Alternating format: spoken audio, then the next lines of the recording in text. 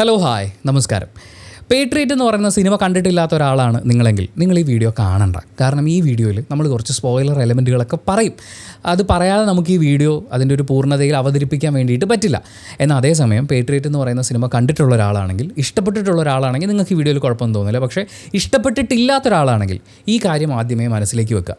Patriot കണ്ടു, എനിക്ക് വർക്കായില്ല, എനിക്ക് ഇഷ്ടപ്പെട്ടിട്ടില്ല എന്ന് ചിന്തിക്കുന്ന ഒരാളാണ് നിങ്ങളെങ്കിൽ, അയ്യേ നിനക്ക് സിനിമ കണ്ടാൽ മനസ്സിലാക്കാനുള്ള കഴിവില്ല, ഈ സിനിമ ആസ്വദിക്കണമെങ്കിൽ നിങ്ങൾ വളരെ ഉയർന്ന നിലയിൽ ചിന്തിക്കുന്ന ഒരാളായിരിക്കണം എന്ന് പറഞ്ഞു വെക്കുകയോ നിങ്ങൾക്ക് ഈ സിനിമ ഇഷ്ടപ്പെട്ടൂടെ എന്ന് വെല്ലുവിളിക്കുക, ചോദ്യം ചെയ്യുക, ഇതൊന്നുമല്ല നമ്മൾ ഈ വീഡിയോയിൽ ഉദ്ദേശിക്കുന്നത്. മറിച്ച് എനിക്ക് എന്തൊക്കെയാണ് വർക്കായത്, എനിക്ക് എന്തൊക്കെയാണ് വർക്കാവാതെ പോയത്, അതുപോലെ നിങ്ങൾക്ക് എന്തൊക്കെയാണ് വർക്കാവാതെ പോയത്, ഒരു പക്ഷേ അതിങ്ങനെ ആയിരിക്കില്ല എന്ന് ചിന്തിക്കാൻ വേണ്ടി മാത്രം, ജസ്റ്റ് ഒന്ന് ചിന്തിക്കാൻ പ്രേരിപ്പിക്കുക എന്നുള്ളതാണ് ഈ വീഡിയോയുടെ ഉദ്ദേശം. പേട്രിയറ്റ് എന്ന് പറയുന്ന സിനിമയ്ക്കെതിരെ നമ്മൾ ഇപ്പോൾ കണ്ടുകൊണ്ടിരിക്കുന്ന വിമർശനങ്ങൾ എടുത്തു നോക്കിയാൽ, എന്ന് വെച്ചാൽ ഫസ്റ്റ് ഡേ മുതൽ വന്നുകൊണ്ടിരിക്കുന്ന വിമർശനങ്ങൾ എടുത്തു നോക്കിക്കഴിഞ്ഞാൽ വിമർശനങ്ങൾ കുറവും വെറുപ്പ് കൂടുതലുമാണ് എന്ന് ഫീൽ ചെയ്തിട്ടുണ്ട്.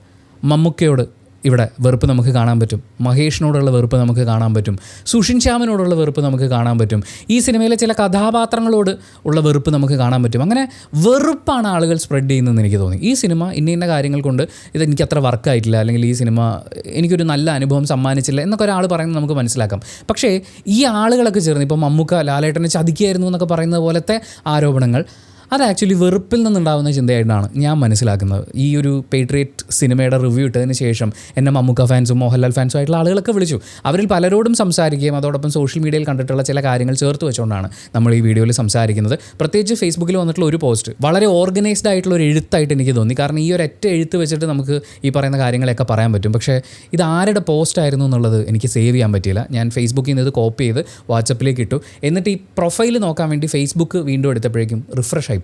അപ്പോൾ എനിക്കിത് ആരുടെ പോസ്റ്റ് ആണെന്നറിയില്ല, ഞാൻ ക്രെഡിറ്റ് വെക്കുന്നില്ല എന്നുള്ളത് എന്നോടൊരു ദേഷ്യമായി കരുതരുത്. പേട്രിയറ്റ് എന്ന് പറയുന്ന സിനിമയെക്കുറിച്ച് പറയാനാണെങ്കിൽ എനിക്ക് ഒരു പൂർണ്ണത കിട്ടി എന്നൊന്നും ഞാൻ പറയുന്നില്ല. എവിടെയൊക്കെയോ കുറച്ചും കൂടി വേണമായിരുന്നല്ലോ എന്ന് പറയുന്ന ഒരു തോന്നലുണ്ട്. പക്ഷേ ആ തോന്നലിനെ നമ്മൾ എങ്ങനെ അവതരിപ്പിക്കുന്നു എന്നുള്ളതാണ് ഇവിടുത്തെ വിഷയം. വേണമെങ്കിൽ നമുക്ക് സംവിധായകൻ്റെ കഴിവുകേട് എന്ന് വരെയുള്ള ഒരു പ്രയോഗം വരെ ഓക്കെ ആണെന്ന് എനിക്ക് തോന്നുന്നു. അതായത് വിമർശനത്തിൻ്റെ അങ്ങ് അറ്റം പോയാൽ അത് അയാളുടെ കഴിവുകേടാണ് എന്ന് നമുക്ക് വേണമെങ്കിൽ പറയാം. ഒരു അഭിനേതാവിനെ കുറിച്ച് നമുക്ക് വേണമെങ്കിൽ അങ്ങനെ പറയാം. പക്ഷേ കഴിവേറ്റി കളയണം എന്നുള്ള ആക്രോശം ഉണ്ടാവുന്നു, അത്തരത്തിലുള്ള നിലപാടുകൾ ചിലർ എടുക്കുന്നു എന്നുള്ളതാണ് എനിക്ക് പ്രശ്നമായിട്ട് തോന്നുന്നത്. ഈ സിനിമ ഇഷ്ടപ്പെട്ട ഒരാളുണ്ടെങ്കിൽ നിനക്കൊക്കെ എങ്ങനെയാണ് ഇത് ഇഷ്ടപ്പെട്ടത് എന്ന് ചോദിച്ച് മറ്റാരും ഇത് ഇഷ്ടപ്പെടാൻ പാടില്ല എന്ന വാശി വെച്ച് ചില ആളുകൾ എഴുതി വിടുന്നതും വീഡിയോ ഉണ്ടാക്കി വിടുന്നതും ഒക്കെയാണ് നമ്മുടെ പ്രശ്നം. സോ നമുക്ക് ആ ഫേസ്ബുക്ക് പോസ്റ്റിലേക്ക് പോകാം. ഞാൻ നിർത്തി വായിച്ച് അതിനുള്ള മറുപടികളായിട്ട് നമുക്ക് മുന്നോട്ട് പോകാം. പേട്രിയറ്റ് എന്ന സിനിമയുടെ റിലീസോടെ മനസ്സിലാക്കാൻ തോന്നിയ ചില റാൻഡം കാര്യങ്ങൾ. മമ്മൂട്ടിയും മോഹൻലാലും ഒരുമിച്ച് വരുന്ന സിനിമയാണെങ്കിൽ അത് മാസ് പടമായിരിക്കണം. സൂപ്പർ താരങ്ങളെ വെച്ച് സിനിമ എടുക്കുമ്പോൾ പാലിക്കേണ്ട ചില റൂൾസൊക്കെ ഉണ്ട്. ശരിക്കും നമുക്ക് ഈ പേട്രിയറ്റിനെതിരെയുള്ള ഒരു ആക്രമണം കാണുമ്പോൾ ഫീൽ ചെയ്യുന്നത്, അതായത് ഇവർ സൂപ്പർ താരമായിപ്പോയി എന്നുള്ളത് കൊണ്ട് മാത്രം ഇവർ വരുന്ന എല്ലാ സിനിമയും ഇങ്ങനെ ആയിരിക്കണം, അല്ലെങ്കിൽ ഇങ്ങനെയൊക്കെ ഈ ക്യാരക്ടേഴ്സിനെ അവതരിപ്പിക്കണം എന്ന് പറയുന്നൊരു വാശി പലരിലും ഉണ്ടെന്ന് തോന്നുന്നു. വളരെ പ്രധാനപ്പെട്ടൊരു ചോദ്യം ഇതായിരുന്നു, എന്തിനാണ് ലാലേട്ടൻ ഇങ്ങനൊരു ക്യാരക്ടർ ചെയ്തത്? അതായത് ലാലേട്ടൻ ചെയ്യുമ്പോൾ അത് ഇങ്ങനത്തെ ഒരു ക്യാരക്ടർ ചെയ്യാവൂ. ഇതെങ്ങനെയാണ് ഫാൻസിന് വാശി പിടിക്കാൻ പറ്റുക? അതാണ് ഒന്നാമത്തെ ചോദ്യം. മോഹൻലാൽ എന്ന് പറയുന്നത് ഒരു അഭിനേതാവാണ്. അദ്ദേഹത്തിലെ അഭിനയ പ്രതിഭയ്ക്ക് പെർഫോം ചെയ്യാൻ സ്പേസ് കിട്ടുന്ന, പിന്നെ ഇവരുടെയൊക്കെ സൗഹൃദത്തിൻ്റെ ഭാഗമായി പല സിനിമകളിലേക്കും വിളികൾ വരും. ആ സൗഹൃദത്തിൻ്റെ പുറത്ത് അവർ പല വേഷങ്ങളും ചെയ്തു എന്ന് വരും. ചില സിനിമകളൊക്കെ തുടങ്ങുമ്പോൾ ലാലേട്ടനും മമ്മൂക്കയൊക്കെ വന്ന് അതിൻ്റെ ഒരു തുടക്കത്തിലൊരു നറേഷൻ പറയുന്നത് ശ്രദ്ധിച്ചിട്ടില്ലേ? അവർക്ക് അതിൻ്റെ വല്ല ആവശ്യമുണ്ടോ? മോഹൻലാലിനെപ്പോൾ ഒരാൾക്ക് ഇത്രയും ചെറിയ സിനിമയുടെ ഇൻട്രൊഡക്ഷനിൽ ഒരു ഡയലോഗ് പറയാൻ പോകേണ്ട വല്ല കാര്യമുണ്ടോ? അങ്ങേർക്ക് വേറെ ഏതെങ്കിലും പടത്തിൽ അഭിനയിച്ചൂടെ എന്ന് നമ്മൾ ചോദിക്കുന്നത് എന്ത് ഭോഷ്കായിട്ടുള്ള കാര്യമാണ്. അതങ്ങനെ ചെയ്യുന്നതിൽ അവർക്ക് പേയ്മെൻ്റ് ഉണ്ടാവാം, സൗഹൃദത്തിൻ്റെ ഒരു ട്രാൻസാക്ഷൻ അവിടെ നടക്കുന്നുണ്ടാവാം, പല കാര്യങ്ങളും ഉണ്ടാവാം. പക്ഷേ മോഹൻലാൽ അഭിനയിക്കുന്നെങ്കിൽ അങ്ങനെ നമ്മൾ നോക്കുകയാണെങ്കിൽ മോഹൻലാലിന് ഏറ്റവും കുറച്ച് സ്ക്രീൻ സ്പേസ് കിട്ടിയിട്ടുള്ള ഒരു സിനിമയാണ് ജയിലർ. പക്ഷേ ജയിലർ ഇറങ്ങിയപ്പോൾ ലാലേട്ടൻ എന്തിനാണ് ഈ വേഷം ചെയ്യാൻ പോയതെന്ന് ആരും ചോദിച്ചിട്ടില്ല. ആ കഥാപാത്രം ഈ കഥാപാത്രം കൂടി കമ്പയർ ചെയ്യുമ്പോൾ അവിടെ മോഹൻലാൽ എന്ന് പറയുന്ന ഒരു സ്റ്റാറിൻ്റെ ഒരു ഓറയെ മാക്സിമം ബൂസ്റ്റ് ചെയ്യുന്ന രീതിയിൽ, ആ സിനിമയ്ക്ക് വേണ്ടി അവരതിന് ഉപയോഗിക്കുക എന്നുള്ളതാണ് കറക്റ്റ് പ്രയോഗം. അപ്പോൾ പോലും ലാലേട്ടൻ ആരാധകർക്ക് കുറേ കാലം വാട്സപ്പ് സ്റ്റാറ്റസ് ഇട്ട് നിർവൃതി കൊള്ളാൻ പറ്റുന്ന ഒരു ബാക്ക്ഗ്രൗണ്ട് സ്കോറും അതുപോലെ തന്നെ അദ്ദേഹത്തിൻ്റെ സ്ലോ മോഷൻ വരവും ഒക്കെ ഉണ്ടായിരുന്നു. പക്ഷേ അത് ആ സിനിമ നിൽക്കുന്ന ജോണറിൽ ആ സിനിമയിലെ കഥാപാത്രത്തിൻ്റെ അവതരണത്തിന് ആവശ്യവുമായിരുന്നു. അവരത് ഗംഭീരമായിട്ട് ചെയ്തിട്ടുണ്ട്.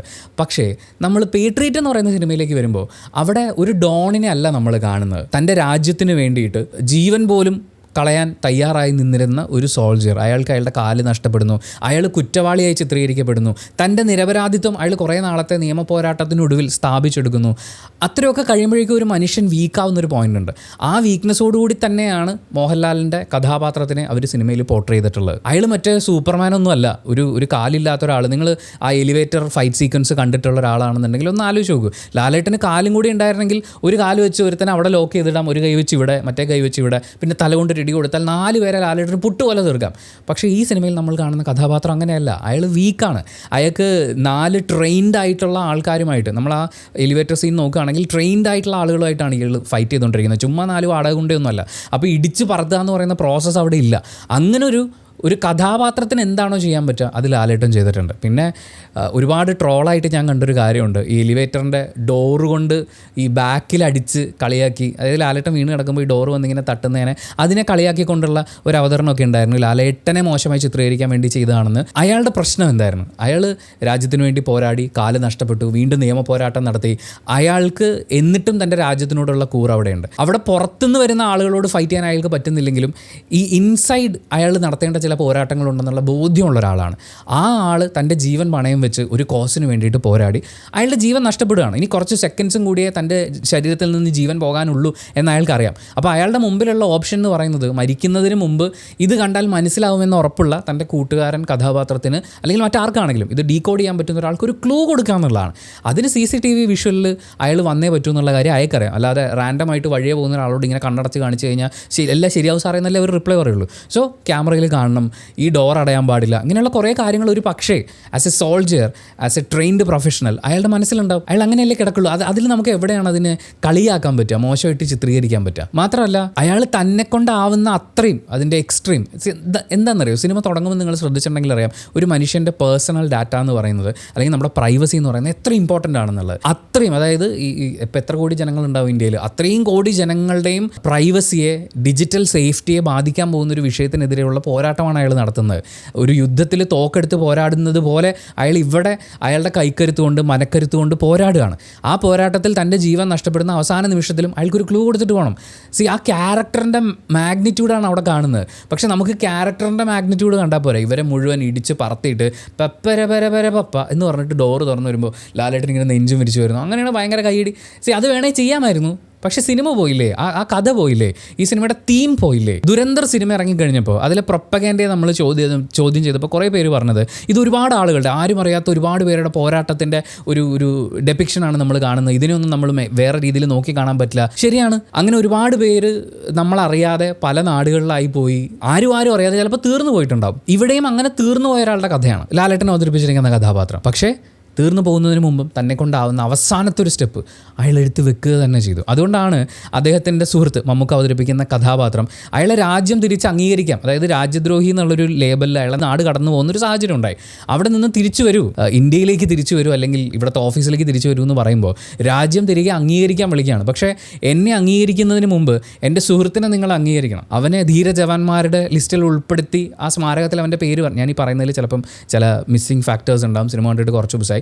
പക്ഷെ അങ്ങനെ അംഗീകരിക്കണം എന്ന് പറയുന്ന ഒരു സുഹൃത്ത് അയാൾക്കുണ്ടായിരുന്നു. മോഹൻലാൽ അവതരിപ്പിച്ചിരിക്കുന്ന ആ കഥാപാത്രം എലിവേറ്റഡ് ആവുന്ന സീക്വൻസുകളാണ് അതൊക്കെ. ഇവർ രണ്ടുപേരും ഒരുമിച്ച് ഈ രാജ്യം കൺട്രോൾ ചെയ്തിരുന്നു ഒരിക്കൽ എന്ന് ഫഹദ് പറയുമ്പോൾ നിങ്ങൾ മോഹൻലാലിനെ മാറ്റിയിട്ട് ഏത് താരത്തിനെ വേണമെങ്കിലും പ്ലേസ് ചെയ്തോളൂ. മമ്മൂക്കയോടൊപ്പം മോഹൻലാലിനെ മാറ്റി ഏത് താരത്തിനെയും നമുക്ക് അവിടെ പ്ലേസ് ചെയ്യാൻ ഒരു ആക്ടറില്ല. അത്രയും വലിയ താരത്തിന് നമുക്കിവിടെ ആവശ്യമുണ്ട്. പക്ഷേ ആ താരത്തിൻ്റെ താരപ്പൊലിമ നമുക്കിവിടെ ഉപയോഗിക്കേണ്ട ആവശ്യമില്ല. കാരണം ഇവിടെ ഒരു കഥയുണ്ട്, കഥാപാത്രമുണ്ട്. അൾട്ടിമേറ്റ്ലി മമ്മൂക്കയല്ല ഈ സിനിമയിലെ നായകൻ എന്ന് പറയുന്നത്. കുഞ്ചാക്ക ബോബനോ ഫഹദോ ഇവരൊന്നും അല്ല. ഇവരാണ് ഇതിൻ്റെ നായകൻ, ഇവരാണ് ഇതിൻ്റെ വില്ലൻ എന്നല്ല. ഇവിടുത്തെ പ്രശ്നം ആളുകളുടെ ഡിജിറ്റൽ പ്രൈവസിയാണ്. അർഹതയില്ലാത്ത കൈകളിലേക്ക് ടെക്നോളജി എത്തിപ്പെട്ട് കഴിഞ്ഞാൽ വരാൻ സാധ്യതയുള്ള പ്രശ്നങ്ങൾ എന്താണെന്ന് അവതരിപ്പിക്കുകയാണ്. അപ്പോൾ ആ കോസിന് വേണ്ടി പോരാടുന്നവരെല്ലാം നായകൻ്റെ പക്ഷത്താണ്. കുഞ്ചാക്ക ബോബൻ അവതരിപ്പിക്കുന്ന കഥാപാത്രം ഫഹദിനോടൊപ്പം നിൽക്കുന്ന അത്രയും നാളും അയാൾ വില്ലൻ തന്നെയാണ്. കാരണം ഇവിടെ ഫഹദ് അല്ല വില്ലൻ, ഇവരുടെ ഈ ലാഭക്കൊതിയാണ് ഇവിടുത്തെ വില്ലൻ, അല്ലെങ്കിൽ ആളുകളുടെ പ്രൈവസിയെ യൂട്ടിലൈസ് ചെയ്യുന്നു എന്നുള്ളതാണ് ഇവിടുത്തെ വില്ലൻ. അപ്പോൾ ഇവരൊക്കെ വില്ലൻ്റെ പൊസിഷനിലാണ്. കുഞ്ചാക്കോ ബോബൻ എപ്പോൾ മാറുന്നു, അല്ലെങ്കിൽ ഈ പൊസിഷനിൽ നിന്ന് മാറുന്നു, അപ്പോൾ അയാൾ നായക പക്ഷത്തേക്ക് വരികയാണ്. അയാളെ ഗ്ലോറിഫൈ അല്ല ചെയ്യുന്നത്, അയാൾ നായക പക്ഷത്തേക്ക് വരികയാണ്. അത്രേ ഉള്ളൂ മോഹൻലാലാണെങ്കിലും മമ്മൂട്ടിയാണെങ്കിലും ഈ സിനിമയിലെ വേഷം എന്ന് പറയുന്നത്. ഇവിടെ ആ തീമാണ് അഡ്രസ്സ് ചെയ്യേണ്ടത്. അതിന് മോഹൻലാൽ അഭിനയിച്ചു എന്നുള്ളത് കൊണ്ട് മുഴുവൻ സിനിമയെ മാറ്റണമെന്ന് പറഞ്ഞു കഴിഞ്ഞാൽ, അല്ലെങ്കിൽ ഇപ്പോൾ ടൊവിനോയും പൃഥ്വിരാജുമാണ് മോഹൻലാലും മമ്മൂട്ടിയും ചെയ്ത കഥാപാത്രം ചെയ്തെന്ന് നോക്കൂ. അപ്പോൾ നമ്മൾ തിരക്കഥ മുഴുവൻ മാറ്റണോ? അപ്പോൾ പിന്നെ തീമിന് എന്താണ് പ്രസക്തി? പിന്നെ സ്റ്റാർസ് ആണെന്ന് പറഞ്ഞു കഴിഞ്ഞാലും അവരൊക്കെ അഭിനേതാക്കളല്ലേ, അവർ ആ കഥാപാത്രത്തിൻ്റെ ഡെപ്തും മറ്റു കാര്യങ്ങളൊക്കെ നോക്കില്ലേ. അവിടെയാണ് രണ്ടാമത്തെ പോയിന്റിന് പ്രസക്തി. സ്വന്തമായി തീരുമാനമെടുക്കാൻ കഴിയാത്ത, ഞങ്ങൾ ഏട്ടൻ ഫാൻസിൻ്റെ ബുദ്ധി പോലും ഇല്ലാത്ത മന്ദബുദ്ധിയാണ് ലാലേട്ടൻ. ഞാൻ ഈ ഫേസ്ബുക്ക് പോസ്റ്റ് വായിക്കുകയാണ്, ഇതിലെ എല്ലാ പദപ്രയോഗങ്ങളോടും എനിക്ക് യോജിപ്പുണ്ടെന്നല്ല. സ്ക്രിപ്റ്റ് വായിച്ച് മനസ്സിലാക്കാൻ ബുദ്ധിയില്ലാത്ത അയാളെ ആർക്കും പറ്റിക്കാം.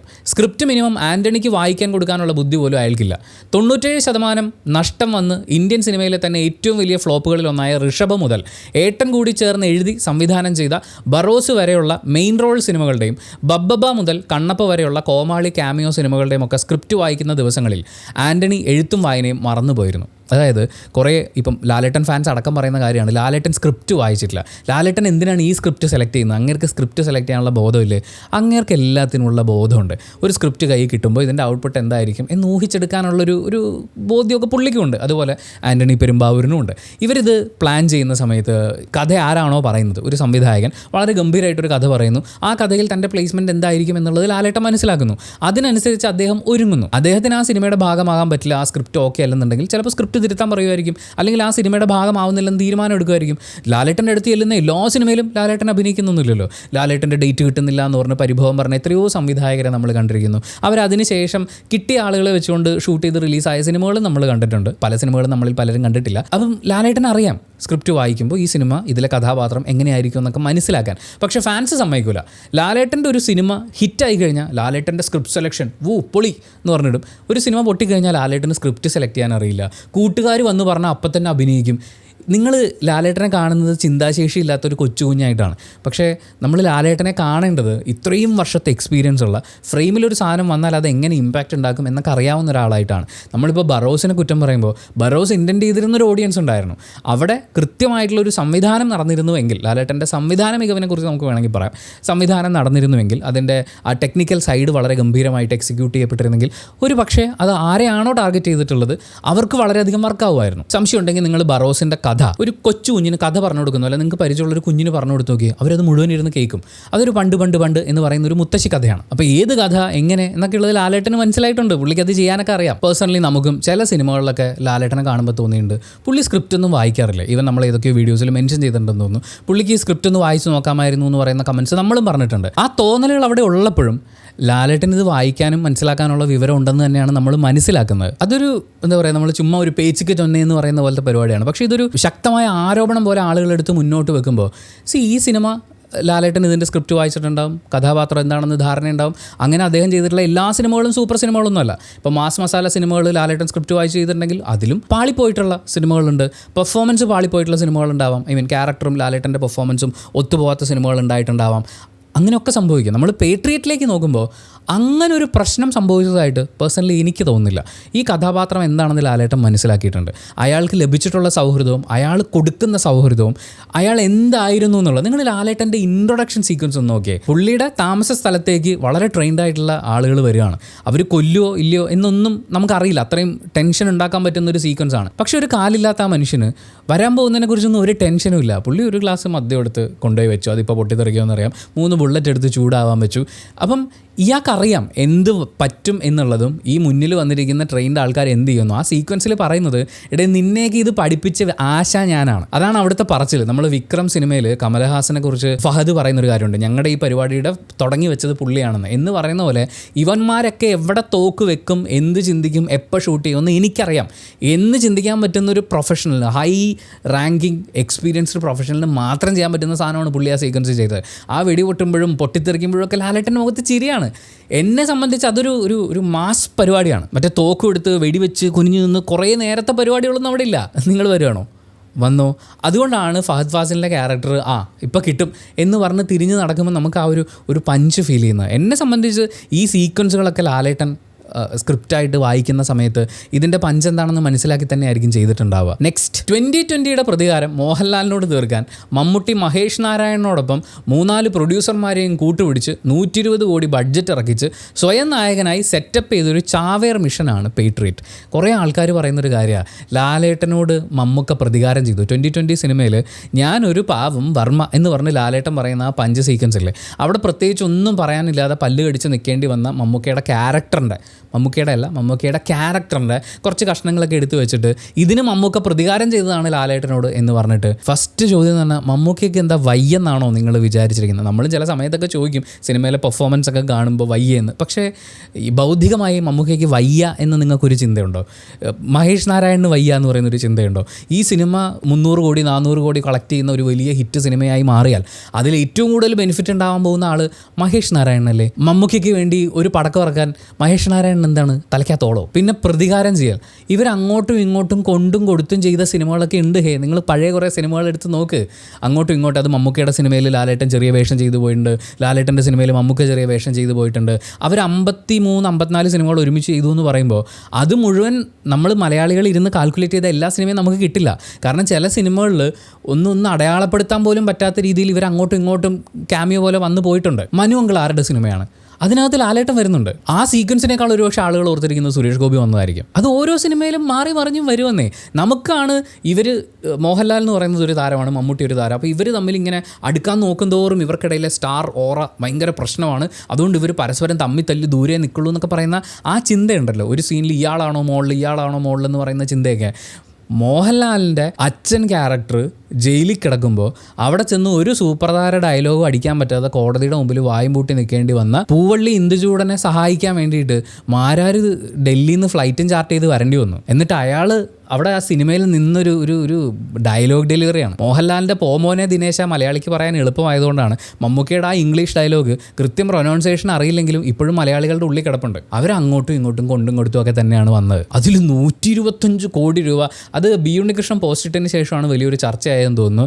ആൻഡ്രൂ ജോസഫിന് എന്താണ് 125 കോടി രൂപ മുടക്കി മമ്മൂക്ക ലാലേട്ടനോട് പ്രതികാരം ചെയ്യട്ടെ? എന്നിട്ട് എന്ത് കാര്യം? ലാലേട്ടൻ്റെ അടുത്ത് ഏതെങ്കിലും ഒരു വലിയ സിനിമ വന്നു കഴിഞ്ഞാൽ അത് വലിയ കളക്ഷൻ നേടിക്കഴിഞ്ഞാൽ ബോക്സ് ഓഫീസ് കിങ് ലാലേട്ടൻ തന്നെയല്ലേ? അയാളെ ചെറിയൊരു കഥാപാത്രമായി ചുരുക്കി അയാളുടെ ഒരു സ്റ്റാർഡം മമ്മൂക്കയുടെ അത്രയും ഒരു സിനിമയിൽ കൊണ്ടുവരാതിരുത്തി തീർത്ത് ഇവർ ആരെ തോപ്പിക്കുക? ഇവർക്ക് എന്താണ്? നിങ്ങൾക്ക് വയ്യേ? ഞാൻ വീണ്ടും പറയുന്നു, ഈ സിനിമ പൈസ മുടക്കി തിയേറ്ററിൽ പോയി കണ്ടിട്ട് എനിക്ക് ഈ സിനിമ ഇഷ്ടപ്പെട്ടില്ല, അല്ലെങ്കിൽ എനിക്കിതിനകത്ത് ഒരു ഹൈ ഫീൽ ചെയ്തില്ല എന്ന് പറയുന്ന ആളുകളെ പുച്ഛിക്കുകയോ അവഹേളിക്കുകയോ ഒന്നുമല്ല. ഈ സിനിമയ്ക്കെതിരെ നടക്കുന്ന ഹെയ്റ്റിനെതിരെയാണ് നമ്മൾ സംസാരിക്കുന്നത്. ചില ആരോപണങ്ങൾ അതിൽ കുറച്ചൊക്കെ ശരിയില്ലെന്ന് നമുക്ക് തോന്നുമ്പോഴും അത് അവർ പൊതിഞ്ഞു വെക്കുന്നത് ഭയങ്കര ഹെയ്റ്റിലാണ്. അതത്ര നല്ലൊരു ഹെൽത്തി കാര്യമായിട്ട് തോന്നില്ല. ഇപ്പം നമുക്കാണെങ്കിലും തിയേറ്ററിൽ പോയി കാണുന്ന സമയത്ത് എനിക്കും ഹൈ കിട്ടാതെ പോയ മൊമെൻറ്റ്സ് ഉണ്ട്. ഇവിടം വരെ വന്നിട്ട് അടുത്തേക്ക് ഒന്നും പോയില്ലല്ലോ എന്ന് തോന്നിയിട്ടുള്ള മൊമെൻറ്റ്സ് ഉണ്ട്. പക്ഷേ ഈ സിനിമയുടെ ഒരു ജോണറും ഇതിലവർ കൈകാര്യം ചെയ്യുന്ന രീതിയും അതൊക്കെ മനസ്സിൽ ആലോചിക്കുമ്പോഴാണ് നമുക്ക് ആ സാരമില്ല പോട്ടെ എന്ന് വെക്കാം. അപ്പോഴും ഞാൻ പറയുന്നത് അങ്ങനെ ആയതുകൊണ്ട് ഈ സിനിമയുടെ ആ ഒരു ഇൻ്റർനാഷണൽ ക്വാളിറ്റി മനസ്സിലാക്കാൻ പറ്റാത്ത ഓഡിയൻസൊക്കെ കുറവാണ് എന്നല്ല പറയുന്നത്. അവരതാണ് ഉദ്ദേശിച്ചതെന്ന് മനസ്സിലാക്കി കഴിഞ്ഞപ്പോൾ തൽക്കാലം അങ്ങനെ വിട്ടേക്കാം എന്നുള്ള രീതിയിൽ ആ ഒരു സാധനമാണ്. അപ്പോഴും എനിക്ക് ഇനിയും ഒരുപാട് ഹൈ മൊമെൻറ്റ്സ് കിട്ടണമായിരുന്നു. ഞാൻ വിചാരിക്കുന്നത് ഇപ്പോൾ തിയേറ്ററിൽ നിന്ന് പടം കണ്ട് പുറത്തിറങ്ങുന്ന വലിയൊരു വിഭാഗത്തിന് ആ ഒരു ഹൈ മൊമെൻറ്റ് അല്ലെങ്കിൽ അങ്ങനത്തെ മൊമെൻറ്റ്സ് സമ്മാനിച്ച് ഒരു പീക്കിലേക്ക് കൊണ്ടുവരാൻ സിനിമയ്ക്ക് പറ്റിയിട്ടില്ല. ഒരുപാട് ആളുകൾ നിരാശരാണ് സിനിമ കഴിഞ്ഞ് പുറത്തിറങ്ങുമ്പോഴും. പക്ഷേ നമ്മൾ പ്രതീക്ഷിച്ച് പോയത് എന്താണ് എന്നുള്ളതും ഈ സിനിമ ഡെലിവറി ചെയ്യാൻ ശ്രമിച്ചിട്ടുള്ളത് എന്താണെന്നും അൾട്ടിമേറ്റ്ലി സിനിമ ഇഷ്ടപ്പെട്ടാലും ഇഷ്ടപ്പെട്ടില്ലെങ്കിലും സിനിമയ്ക്കെതിരെ വിദ്വേഷം അഴിച്ചുവിടുന്ന ആ കാര്യങ്ങളൊന്ന് അഡ്രസ്സ് ചെയ്യുക എന്നുള്ളതാണ്. അല്ലാതെ നിങ്ങളെ സിനിമ കാണാൻ പഠിപ്പിക്കലല്ല നമ്മുടെ ഉദ്ദേശം എന്ന് പറയുന്നത്. അടുത്ത്, വലിയ താരങ്ങൾ കഥയ്ക്ക് വേണ്ടി കണ്ടൻറ്റിന് വേണ്ടി സ്ക്രീൻ ടൈം നോക്കാതെ അഭിനയിച്ചോട്ടെ, പക്ഷെ അത് ഹോളിവുഡിൽ മതി, മലയാളത്തിൽ വേണ്ട. നരേറ്റീവ് ഡ്രിവൺ ചോയ്സ് എടുത്ത് പ്ലോട്ടിലെ മിഷൻ ആവശ്യപ്പെടുമ്പോൾ സ്ട്രാറ്റജിക് വെപ്പണാക്കി മാറ്റാനുള്ളതല്ല മോഹൻലാൽ എന്ന താരം. ഇതൊന്നും അദ്ദേഹം അർഹിക്കുന്നില്ല. അതായത് ഈ സിനിമയിൽ മോഹൻലാലിനെ ആവശ്യപ്പെടുന്ന ഒരു മൊമെൻറ്റിലാണ് മോഹൻലാലിൻ്റെ ക്യാരക്ടർ വരുന്നത്. അത് വളരെ വൈകിയാണ് വരുന്നത് സിനിമയിൽ. എങ്കിൽ പോലും സിനിമയുടെ തുടക്കത്തിൽ തന്നെ ലാലേട്ടൻ്റെ റെഫറൻസും ഉണ്ട്. ലാലേട്ടൻ ഒരു മിന്നായം പോലെ വരുന്നുമുണ്ട്. മമ്മൂക്കയുടെ വീട്ടിൽ 2 കുട്ടികൾ യൂട്യൂബ് ചാനൽ തുടങ്ങുന്ന ആ ഒരു അവരവിടെ വെച്ച് ഷൂട്ട് ചെയ്തിട്ടുള്ള വീഡിയോസൊക്കെ കാണിക്കുമ്പോൾ എനിക്ക് സിനിമ കണ്ടപ്പോൾ മനസ്സിലായി ഇത് ലാലേട്ടൻ്റെ റെഫറൻസാണ്. കാരണം മമ്മൂക്കയുടെ വീട്ടിൽ, അതായത് ഇവന്മാർ അവിടെ ഇവിടെയൊക്കെ എൻ്റെ കണ്ണ് തെറ്റുമ്പോൾ കയറും, എന്നിട്ട് നായിക് സാറിൻ്റെ അടുത്ത് പോയിട്ടുണ്ടെന്ന് പറയുമ്പോഴേ എനിക്ക് എൻ്റെ ഉള്ളിൽ നിന്നൊരു കുളിര് വന്നു. കാരണം ലാലേട്ടനെയാണ് ഈ പറയുന്നത്, ലാലേട്ടനെയാണ് അവതരിപ്പിക്കുന്നത്. അദ്ദേഹത്തിന് കിട്ടിയിട്ടുള്ള മെഡലുകൾ എന്ന് പറഞ്ഞിട്ട് ആ മെഡൽസ് മുഴുവൻ കാണിക്കുമ്പോൾ ഇയാൾ ഏത് റേഞ്ച് ആയിരുന്നു എന്ന് ഓൾറെഡി അവിടെ എസ്റ്റാബ്ലിഷ് ചെയ്യുകയാണ്. അപ്പോൾ ആ മൊമെൻറ്റ് മുതൽ ഞാൻ ലാലേട്ടനെ പ്രതീക്ഷിക്കുന്നുണ്ട്. ഒരു പക്ഷേ കുറേ ആളുകൾ അത് ശ്രദ്ധിച്ചിട്ടുണ്ടാവില്ല. ഇനി ശ്രദ്ധിച്ചിട്ടുണ്ടെങ്കിൽ മനസ്സിലായിട്ടുണ്ടെങ്കിലും അത് കുറച്ച് വൈകിപ്പോയില്ലേ എന്നുള്ള തോന്നലുണ്ടാവാം. ഇതൊക്കെ നമുക്കൊരു ഒരു താരത്തിനോടുള്ള ഇഷ്ടക്കൂടുതലുകൊണ്ട് സംഭവിക്കുന്നതാണ്. അവിടെ മമ്മൂക്കയോടുള്ള വെറുപ്പ് എന്നുള്ളതിനേക്കാൾ കൂടുതൽ വർക്കാവുന്നത് ലാലേട്ടനോടുള്ള സ്നേഹമാണ്. എനിക്ക് അയാളെ കാണണം എന്ന് പറയുന്നൊരു കാര്യമാണ്. അടുത്ത ഡയലോഗിൽ അതുണ്ട്. മോഹൻലാലിൻ്റെ ദേഹത്ത് ഒരു പോറൽ വീണാൽ പോലും ഞങ്ങൾ ഏട്ടൻ ഫാൻസ് സഹിക്കില്ല. പിന്നെയാണ് കാല് മുറിച്ചു മാറ്റിയ വെറ്ററൻ ആർമിക്കാരൻ. തുമ്മിയാൽ നിലത്തെ പൊടി തെറിപ്പിക്കുന്ന സൂപ്പർ പവറുള്ള ഗില്ലിബാല ഒക്കെ ആണെങ്കിൽ ഓക്കെയാണ്. സർക്കസിലെ മുതുകോമാളിയായിട്ടാണെങ്കിലും ഏട്ടൻ സീൻ തൂക്കിയെന്ന് ഞങ്ങൾക്ക് തോന്നിയാൽ മതി. അതായത് മോഹൻലാൽ അവതരിപ്പിച്ചിരിക്കുന്ന കഥാപാത്രം ഒരു കാലില്ലാത്ത കഥാപാത്രമായിട്ട് അവതരിപ്പിക്കുമ്പോൾ അത് ഞങ്ങൾക്ക് പറ്റൂല. പ്രത്യേകിച്ച് സിനിമ തീരുന്നതിന് മുമ്പ് ലാലേട്ടൻ മരിക്കുന്നു എന്ന് പറയുന്നത്, അത് ഗുണ്ടകളുടെ കൈകൊണ്ട് മരിക്കുന്നു എന്നൊക്കെ പറയുന്നത് ഫാൻസിന് സഹിക്കാൻ പറ്റില്ല എന്ന് പറയുന്ന പോലത്തെ ഒരു കാര്യമുണ്ട്. പക്ഷേ ഇവിടെ താരത്തിനെ അല്ല അവർ ട്രീറ്റ് ചെയ്യുന്നത്, കഥാപാത്രത്തിനാണ് ഇവിടെ ട്രീറ്റ് ചെയ്യുന്നത്. ആ കഥാപാത്രം ഇങ്ങനെയാണ്, അയാൾക്ക് ശാരീരികമായിട്ട് വയ്യ, അപ്പോൾ പോലും വർഷങ്ങൾ കൊണ്ട് അയാൾ സ്വാംശീകരിച്ചെടുത്ത അയാളുടെ കഴിവുകളുണ്ട്. ഇവർ മോഴ്സ് കോഡിൽ അങ്ങോട്ടും ഇങ്ങോട്ടും കമ്മ്യൂണിക്കേറ്റ് ചെയ്യുന്നത്, ഈവൻ മമ്മൂക്കയുടെ ക്യാരക്ടർ ഇന്ത്യയിൽ ഇല്ലാതിരുന്ന കാലത്തും ഇവർ തമ്മിൽ കമ്മ്യൂണിക്കേറ്റ് ചെയ്തിട്ടുണ്ട്, പല കാര്യങ്ങൾ കമ്മ്യൂണിക്കേറ്റ് ചെയ്തിട്ടുണ്ട്. ഇനി ഏത് നിമിഷവും അങ്ങനെ ഒരു സാധ്യത വന്നേക്കാം, അതിന് നമ്മൾ പ്രിപ്പയർഡ് ആയിരിക്കണം എന്ന് ചിന്തിക്കുന്ന അത്രയും അലേർട്ടായിട്ടുള്ള 2 ഓഫീസേഴ്സിനെ, അതായത് ഹൈലി അലേർട്ടായിട്ടുള്ള 2 ഓഫീസേഴ്സിനെയാണ് നമ്മളിവിടെ കാണുന്നത്. നമ്മൾ അത് കാണുന്നതിന് പകരം ലാലേട്ടൻ്റെ കാലില്ലാത്തൊരു ക്യാരക്ടർ, പുള്ളി വടി കുത്തി പിടിച്ച് നടക്കുന്നു. പക്ഷേ എനിക്കും ആഗ്രഹമൊക്കെ ഉണ്ട് ലാലേട്ടൻ അതൊന്നും ഇല്ലാതെ മറ്റേ 6-ാം തമ്പുരാനിൽ മുണ്ടെടുത്ത് പുറത്തേക്ക് വരുന്ന പോലെ ഒരു സ്ലോ മോഷനിൽ വന്ന് മുണ്ട് മടക്കി കുത്തുന്നത്, അതൊക്കെ എനിക്കിഷ്ടമാണ്. പക്ഷേ ഈ സിനിമയിൽ അതില്ല എന്ന് പറയുന്ന, അല്ലെങ്കിൽ ആ കഥാപാത്രം അങ്ങനെയല്ല എന്ന് പറയുന്ന ഒരു കാര്യമുണ്ട്. പക്ഷെ അങ്ങനെ ഇരിക്കുമ്പോൾ പോലും അയാൾക്ക് ഒരു ദേശത്തിനെ വിറ്റ് കാശാക്കാൻ പോകുന്ന വില്ലന്മാർക്കെതിരെ നിൽക്കാൻ ഒരു കൂസലും ഇല്ല. അയാൾക്ക് ദാന്ന് കാര്യങ്ങൾ ചെയ്യാൻ പറ്റും. അയാൾ പഠിച്ചതൊന്നും അയാൾ മറന്നിട്ടില്ല. ലാലേട്ടൻ ഫാൻസിൽ ഒരുവിധം ആളുകൾക്ക് ഒരു പക്ഷേ നിരാശ ഉണ്ടാവാൻ സാധ്യതയുള്ളൊരു കാര്യം, ഒരു സീനിൽ ലാലേട്ടൻ വന്നാൽ പിന്നെ അത് ലാലേട്ടൻ്റെ സീനായിരിക്കണം. അതിൻ്റെ അപ്പുറത്തേക്ക് ഒരാളെ, എനിക്കും അങ്ങനെയൊക്കെ തോന്നിയിട്ടുണ്ട്, ലാലേട്ടൻ സീനിൽ വന്നാൽ അത് ലാലേട്ടൻ തൂക്കുന്ന സീനായിരിക്കണം. വേറെ ആരും പുള്ളിയുടെ മുകളിൽ മറ്റേ കൈയടി വാങ്ങിച്ചുകൊണ്ട് പോകുന്നത് നമുക്കത്ര സൂഹിക്കുന്നൊരു കാര്യമല്ല. പക്ഷേ വീണ്ടും പറയുന്നത് കഥാപാത്രമാണല്ലോ, സിനിമയാണല്ലോ എന്ന് പറയുന്നൊരു കാര്യം. പ്ലോട്ട് ഡിമാൻഡ് ചെയ്യുന്നുണ്ടോ, കണ്ടൻറ്റുമായി സിങ്ക് ആവുന്നുണ്ടോ എന്നൊന്നും അറിയണ്ട. മോഹൻലാൽ ക്യാമിയോ ആണോ എന്നാൽ പിന്നെ ഇത്തിക്കര പക്കിയെ പോലെ മിനിമം ഓവർ ദ ടോപ്പ് കൊലമാസ് എൻട്രിയും ആകെയുള്ള ഒറ്റക്കാല് 90% പൊക്കി വെച്ചുള്ള ഒരു അടിയും വേണം. മിനിമം വയ്യാത്ത ഇക്കച്ചിയെ കൊണ്ട് ചൂട് മണൽ വാരിച്ച് ഒരു ട്രെയിനിങ് എങ്കിലും കൊടുത്തിട്ട് പോകണമായിരുന്നു, ഒരു ങ്ങായെങ്കിലും എന്നാണ്. അത് ലാലേട്ടൻ്റെ ക്യാമിയോ സിനിമകൾ, ലാലേട്ടൻ ക്യാമിയോയിൽ വന്നിട്ടുള്ള സിനിമകൾ നമ്മളെടുത്ത് നോക്കുമ്പോൾ അവിടെയൊക്കെ പുള്ളിക്ക് കൊടുത്തിട്ടുള്ള ഒരു ഓവർ ദ ടോപ്പ് പരിപാടിയുണ്ട്. ഇപ്പോൾ ബബ്ബ എന്ന് പറയുന്ന സിനിമയിൽ ലാലേട്ടൻ്റെ ക്യാരക്ടർ എന്തുമാത്രം ഇല്ലോജിക്കലായിട്ടുള്ള സാധനങ്ങളുണ്ടെന്ന് പറഞ്ഞാലും അങ്ങേരെ ആ ലാസ്റ്റ് കാട്ടിൽ വെച്ചിട്ടുള്ള ഫൈറ്റും അയാളുടെ ഇൻട്രോ സീക്വൻസ് ഒക്കെ വരുമ്പോൾ നമ്മളങ്ങനെ ഇരുന്ന് പോകും. അങ്ങനെ ലാലേട്ടനെ കാണാൻ നമുക്കിഷ്ടമാണ്, പക്ഷെ അങ്ങനെയേ ലാലേട്ടനെ കാണാൻ നമുക്കിഷ്ടമുള്ളൂ എന്നില്ലല്ലോ. ഒരു പക്ഷേ അങ്ങനെ ഇഷ്ടമുള്ള ആളുകളുണ്ടാവാം. അങ്ങനെയുള്ള ആളുകളെ ഈ സിനിമ നിരാശപ്പെടുത്തിയിട്ടുണ്ടാവും. എനിക്ക് ഈ സിനിമയുടെ മാർക്കറ്റിംഗ് സൈഡിൽ ഭയങ്കര വിയോജിപ്പുണ്ട്. കാരണം ഇവർ ഒരു പോസ്റ്റർ റിലീസ് ചെയ്തു, കുഞ്ചാക്കോ ബോബൻ ഒരു കാർ ഓടിക്കുന്നു, ലാലേട്ടൻ ഒരു റൈഫിളായിട്ട് മുകളിലേക്ക് നിൽക്കുന്നു, മമ്മൂക്ക തൂങ്ങിക്കിടന്ന് മറ്റേ ഒരു പിസ്റ്റൾ വെച്ചിട്ട് വെടിവെക്കാൻ പോകുന്നു. ആ പോസ്റ്റർ ഒരു കാരണവശാലും റിലീസ് ചെയ്യാൻ പാടില്ലായിരുന്നു. നിങ്ങൾക്ക് എന്ത് ഹൈപ്പ് ക്രിയേറ്റ് ചെയ്യാനാണെങ്കിലും അത് റിലീസ് ചെയ്യരുതായിരുന്നു. കാരണം ഇങ്ങനെ ആംഡ് ആയിട്ടുള്ള ഒരു വണ്ടി വരുമ്പോൾ നമ്മൾ പ്രതീക്ഷിക്കുന്നത് ഓപ്പോസിറ്റ് ഒരു 10-25 കാറെങ്കിലുമൊക്കെ ഉണ്ടാവുന്നതാണ്. റിയൽ ലൈഫിൽ ചിലപ്പോൾ ഒരു വണ്ടിയെ മറിച്ചിടാൻ വേണ്ടിയും ഈ സന്നാഹം വേണമായിരിക്കും. പക്ഷേ സിനിമയിൽ നമ്മൾ ഇങ്ങനെ ഒരു സീക്വൻസ് കാണുമ്പോൾ ഇവരുടെ ഓപ്പോസിറ്റ് എന്താണെന്നുള്ളതാണ് പ്രേക്ഷകൻ ആലോചിക്കുക. ലാലേട്ടൻ തോക്കെടുത്തിട്ടുണ്ടല്ലോ, ലാലേട്ടൻ തോക്കെടുക്കുന്ന മാത്രമല്ല കാര്യം, ലാലേട്ടൻ എന്തിന് തോക്കെടുക്കുന്നു എന്നാണ്. ചുമ്മാ കൈ വെച്ച് കറക്കാൻ വേണ്ടി ലാലേട്ടൻ തോക്കും കൊണ്ടുവരുന്ന അതിൽ നമുക്ക് പഞ്ചില്ല. പക്ഷേ ഓപ്പോസിറ്റ് നിൽക്കുന്ന വില്ലന്മാരുടെ എണ്ണം, അതിൻ്റെ സൈസ്, ഇതൊക്കെ നമ്മൾ മുന്നിൽ കാണും. പക്ഷേ ആ പോസ്റ്റർ കണ്ട് ഈ സിനിമ കാണുന്ന സമയത്ത് ലാലേട്ടന് കാലിന് ബുദ്ധിമുട്ടുണ്ട്, എടാ എനിക്ക് വയ്യടാ, എനിക്ക് നിൻ്റെ സപ്പോർട്ട് വേണം എന്ന് പറയുന്നൊരു ക്യാരക്ടർ, അപ്പുറത്ത് മറ്റേ ഡ്രിപ്പിൽ കിടക്കുന്ന ഇപ്പോൾ മരിക്കാൻ സാധ്യതയുണ്ടെന്ന് പറഞ്ഞ് പേടിച്ചിരിക്കുന്ന മമ്മൂക്ക, ഇങ്ങനെയുള്ള ക്യാരക്ടേഴ്സിനെ വന്നിട്ട് ഒരു വണ്ടിക്ക് വേണ്ടിയിട്ട് ഇവരിങ്ങനെ ഫൈറ്റ് ചെയ്യുന്ന സമയത്ത് അത് പോസ്റ്ററിൽ കാണാതെ സിനിമയിൽ കാണുന്ന ഒരാളായിരുന്നെങ്കിൽ അവർക്കത് ഭയങ്കര സർപ്രൈസിങ് സീനായിരിക്കും. കാരണം ഇവർ വയ്യ എന്ന് പറഞ്ഞിട്ടും അവർക്കിത് ചെയ്യാൻ പറ്റുന്നല്ലോ. പക്ഷേ പോസ്റ്ററിൽ ഈ സീൻ കണ്ടിട്ട് സിനിമ കാണുന്ന അത് ഭയങ്കര നഷ്ടബോധമായിരിക്കും. അതൊക്കെ നമ്മൾ അംഗീകരിച്ചു. സിനിമയുടെ മാർക്കറ്റിങ്ങിലാണ് ഇവർ ഈ സിനിമ എങ്ങനെ മാർക്കറ്റ് ചെയ്തു എന്നുള്ളത് എനിക്കത് ഭയങ്കര പ്രശ്നമായിട്ടാണ് ഫീൽ ചെയ്യുന്നത്. ഈ സിനിമ ഇങ്ങനെയല്ല മാർക്കറ്റ് ചെയ്യേണ്ടിയിരുന്നത്, ഒരു ലോ പ്രൊഫൈലിൽ പോകാമായിരുന്നു എന്ന് എനിക്ക് തോന്നി. പക്ഷേ അപ്പോഴത് അവരുടെ സ്വാതന്ത്ര്യമാണ്, നമ്മളതിൽ കൈകടത്തുന്നൊന്നുമില്ല. ഈ നിരാശയുടെ ഫാക്ടർ ഇവിടെ നിന്നാണ് വരുന്നതെന്നുള്ളതാണ്. ഞങ്ങൾ ഫാൻസ് മൊണ്ണകൾ ഉള്ളതുകൊണ്ടാണ് മോഹൻലാൽ ഇതുവരെയെങ്കിലും എത്തിയത്. അതുകൊണ്ട് കോമാളി ആയാലും വേണ്ടില്ല, ഏട്ടൻ ഞങ്ങളെ സുഖിപ്പിക്കണം, ചിരി പടർത്തണം.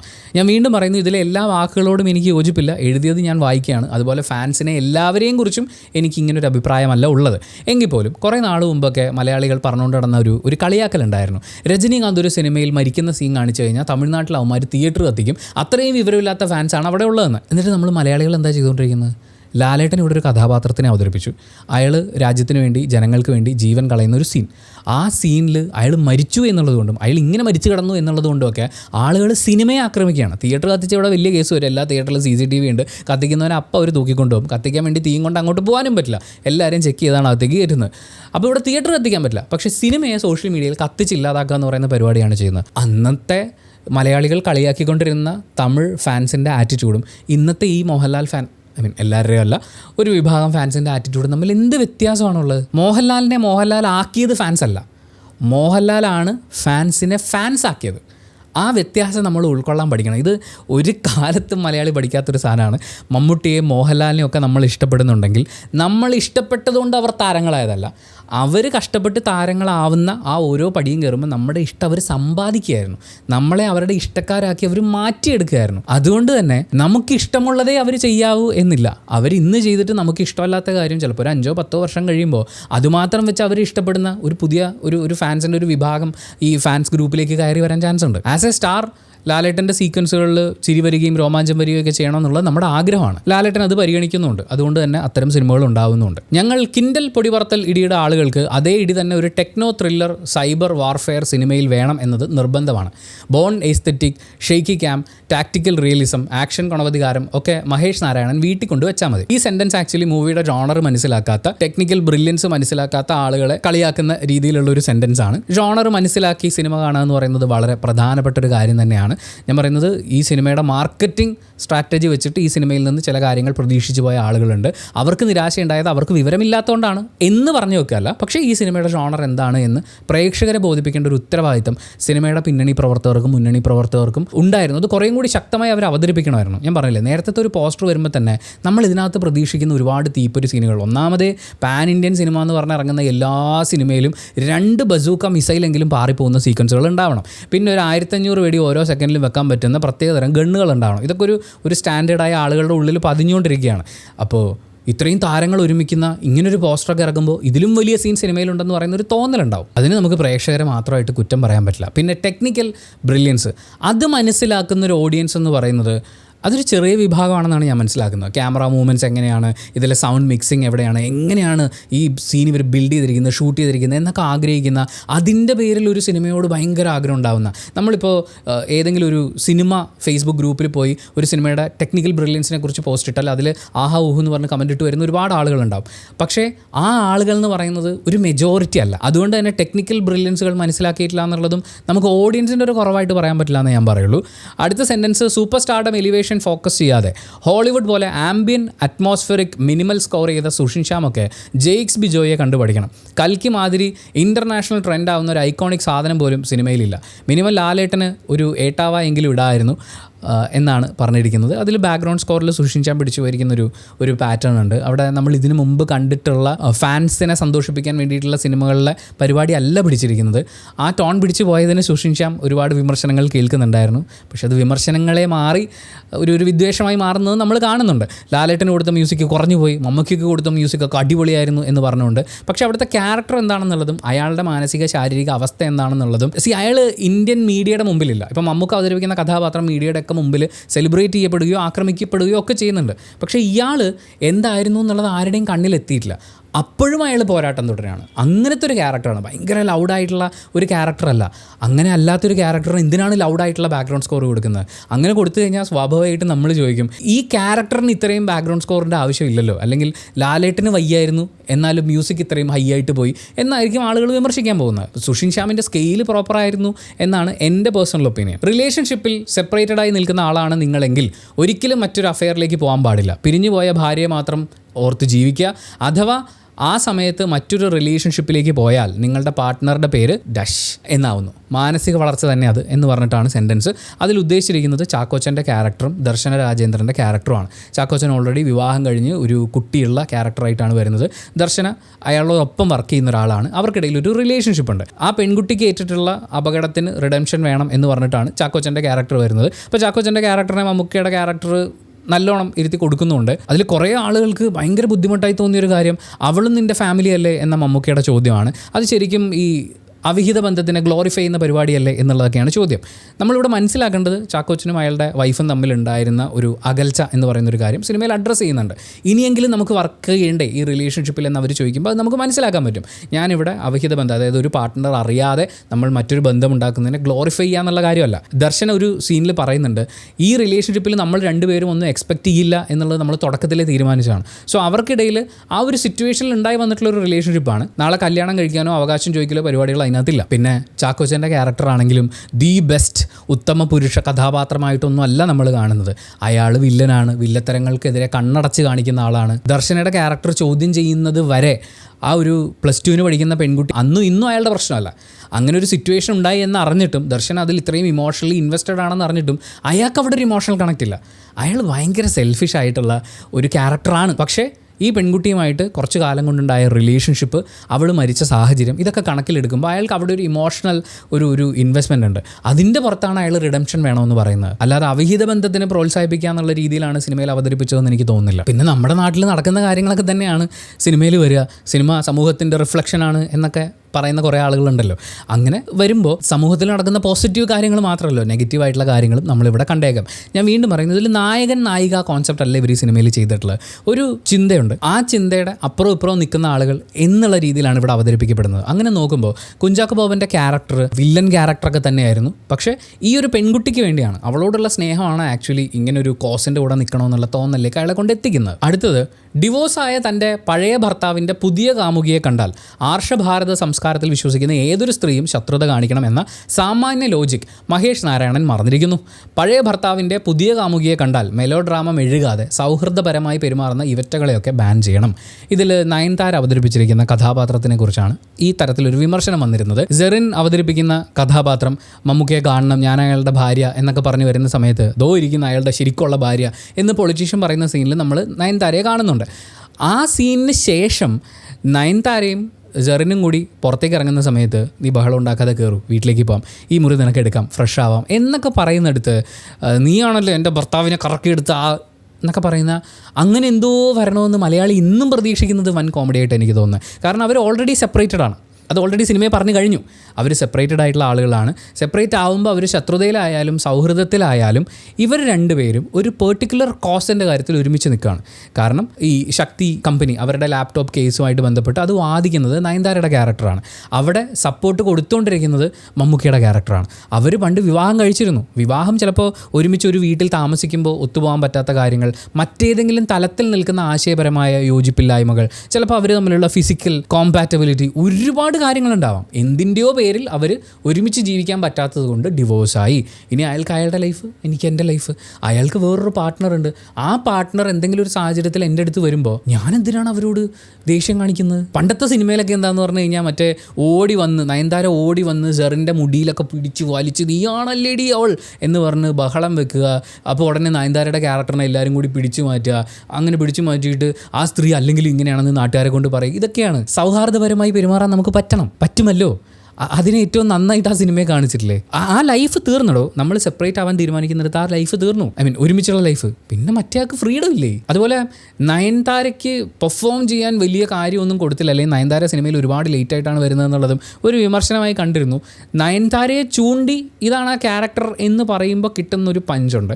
അതാണ് നയൻതാരയുടെ ഈ സിനിമയിലെ കോൺട്രിബ്യൂഷൻ എന്ന് തന്നെയാണ് എനിക്ക് ഫീൽ ചെയ്യുന്നത്. ആ സ്റ്റാർഡമാണ് അവിടുത്തെ ഏറ്റവും വലിയ കോൺട്രിബ്യൂഷൻ. പിന്നെ ഇങ്ങനെ ഒരു വലിയ കോസിന് വേണ്ടിയിട്ട് പ്രയത്നിക്കുന്ന ഒരാളെന്ന് പറയുമ്പോൾ അയാളുടെ കുടുംബജീവിതം പോലും വേണ്ടാന്ന് വെച്ചിട്ട് കുറേ ആക്ടിവിസം കാര്യങ്ങളൊക്കെ ആയിട്ട് നടക്കുന്ന ഒരു ക്യാരക്ടറിനെ നയൻതാരയെ പോലെ ഒരു സ്റ്റാർ ചെയ്യുന്ന സമയത്ത് ഓക്കെ, ഈ ആശയങ്ങളോടും ഈ വാല്യൂസിനോടും ഒക്കെ ഞാനും ചേർന്ന് നിൽക്കണം എന്നൊരു തോന്നൽ. ഇപ്പോൾ ഈ സിനിമയുടെ കഥാപരമായിട്ടുള്ളൊരു സവിശേഷത എന്താണെന്ന് വെച്ച് കഴിഞ്ഞാൽ ഇതിലൊരു തീമുണ്ട്. അതിനെക്കുറിച്ച് ആളുകൾ ബോധവൽക്കരിക്കപ്പെടണം, അതിലേക്ക് കൂടുതൽ ആകർഷിക്കപ്പെടണം എന്ന് പറയുന്നൊരു കാര്യം കൂടിയുണ്ട്. അപ്പോൾ അത് നയൻതാരയെ പോലെ ഒരു സ്റ്റാർ ചെയ്യുന്ന സമയത്ത് അതിന് കുറച്ചും കൂടി വാല്യൂ കൈവരും. അതിൻ്റെ അപ്പുറത്ത് നയൻതാരയാണ് എന്നുള്ളതുകൊണ്ട് ഒരു 10 പേജ് ഡയലോഗ് പറയുക, അല്ലെങ്കിൽ മറ്റേ ലക്ഷ്മി വാവ എന്ന് പറയുന്ന ഒരു പാട്ടിട്ട് കൊടുക്കുക, അതല്ലല്ലോ അടുത്ത സ്കീം. കോൾ സെൻറ്റർ അല്ലെങ്കിൽ BPOയിൽ വർക്ക് ചെയ്യുന്ന ആളാണ് നിങ്ങളെങ്കിൽ ജോലി ചെയ്തുകൊണ്ടിരിക്കുമ്പോൾ പെട്ടെന്നൊരു ദിവസം കമ്പനി ചെയർമാൻ വന്ന് കമ്പ്യൂട്ടറിൻ്റെ ഹാർഡ് ഡിസ്ക് ഊരാൻ പറഞ്ഞാൽ 1 മിനിറ്റ് പോലും ആശ്ചര്യപ്പെടുകയോ ചിന്തിച്ച് നൽകുകയോ ചെയ്യരുത്. സ്പോട്ടിൽ തന്നെ ഊരണം. അങ്ങനെ ഒരു വിമർശനം വന്നിട്ടുണ്ടായിരുന്നു. ഫഹദ് ലാസ്റ്റ് വന്നിട്ട് ഹാർഡ് ഡിസ്ക് തല്ലി പൊട്ടിക്കുമെന്ന് പറയുമ്പോൾ എല്ലാവരും ഇങ്ങനെ അങ്ങോട്ടും ഇങ്ങോട്ടും നോക്കി നിൽക്കുന്നു.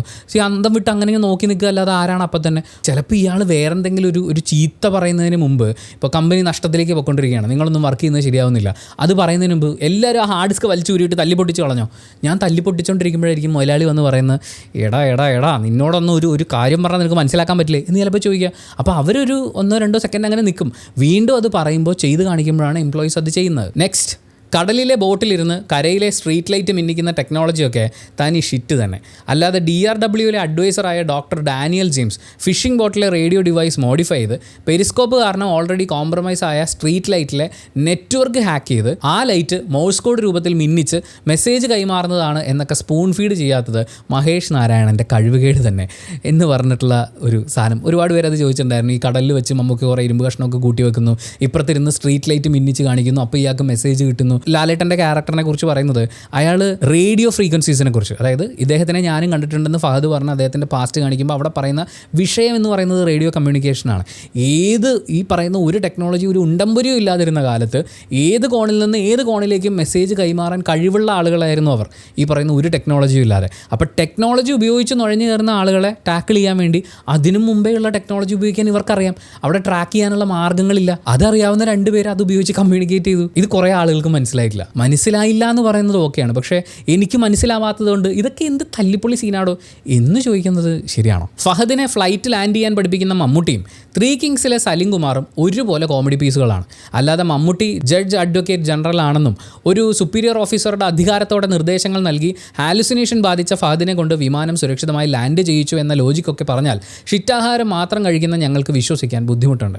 നല്ലൊരു സർക്കാസ്റ്റിക് ലൈനിലാണ് ആ സാധനം അവതരിപ്പിച്ചിരിക്കുന്നത്. മമ്മൂക്കയുടെ ക്യാരക്ടർ അവിടെ വരുന്ന സമയത്ത് ചിന്തകളൊക്കെ മനസ്സിലേക്ക് ഇടിച്ചു കുത്തി കയറി താൻ എന്താ ചെയ്യുന്നതെന്ന് പോലും ചിന്തിക്കാൻ പറ്റാത്ത അത്രയും പാനിക്കായിട്ടുള്ള സിറ്റുവേഷനിൽ നിൽക്കുന്ന ഒരു ട്രെയിനിയാണ്. അയാളെ മാനുവലി സിസ്റ്റംസ് ഹാൻഡിൽ ചെയ്യാൻ പഠിപ്പിച്ച് താഴെ സുരക്ഷിതമായി ലാൻഡ് ചെയ്യിക്കുക എന്ന് പറയുന്ന കാര്യം അത് മറ്റേ മുൾമുനയിൽ നിൽക്കുന്നൊരു പരിപാടിയാണ്.